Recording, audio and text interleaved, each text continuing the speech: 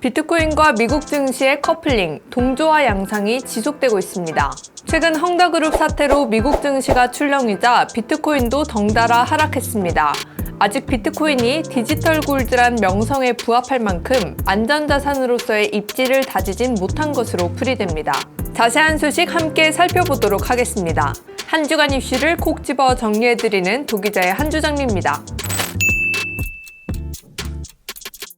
네, 기사부터 보시겠습니다. 지난 22일자 기사인데요. 코인 덮친 헝다 사태, 비트코인 5천만 원 선 위태라는 제목의 기사입니다.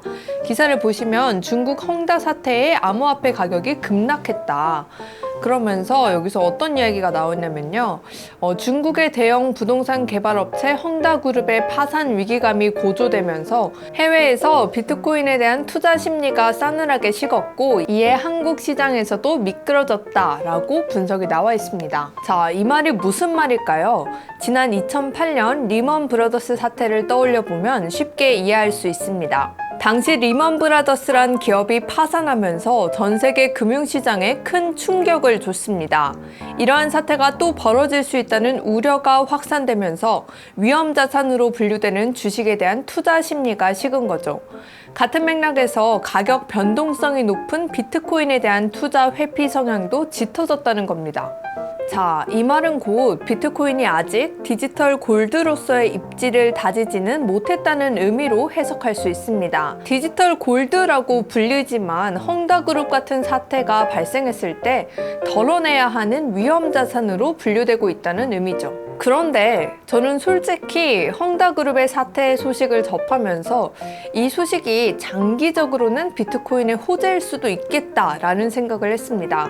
대체 무슨 소리냐고요? 네, 우선 헝다그룹 사태에 대해서 좀 더 자세히 살펴보도록 하겠습니다. 이 기사에 일목요연하게 정리가 되어 있는데요. 이 기사를 보시면요. 몸집 불릴수록 부채, 금융 취약성 심화, 헝다는 중경제 미니어처라는 제목의 기사입니다. 이 기사 제목에서 이런 이야기가 나와요. 헝다가 은행에서 돈을 빌려 주택을 지었고 중국이란 국가도 마찬가지로 은행 돈으로 도로와 철도, 공항 등 인프라를 건설했다는 이야기다. 그러면서 막대한 부채를 통해 성장을 이룬 헝다처럼 중국도 막대한 국가 부채로 인프라에 투자하면서 현재까지 경제 성장을 이뤄왔다.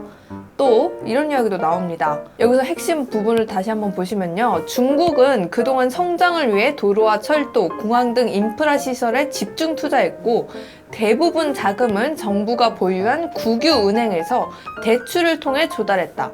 마찬가지로 기업들도 돈을 빌려서 몸집을 키웠다. 자, 그래서 IMF는 이거에 대해서 지적을 하기도 했어요. 지난해 코로나19 탈출을 이유로 많은 중국 기업들이 정부의 공식, 비공식 보증 아래 은행 대출과 채권 발행에서 혜택을 받아왔다. 이렇게 비판을 한 거죠. 자, 이렇게 국가가 나서서 대출을 독려하다가 이제 부채 규모가 너무 커지자 다시 긴축 정책을 펼친 겁니다.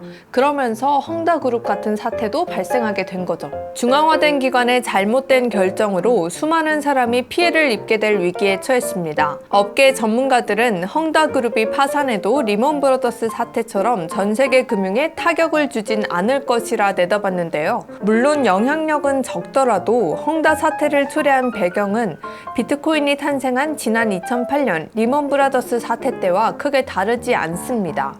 기존 전통 금융권 중앙화 금융의 민낯이 다시금 확인된 겁니다.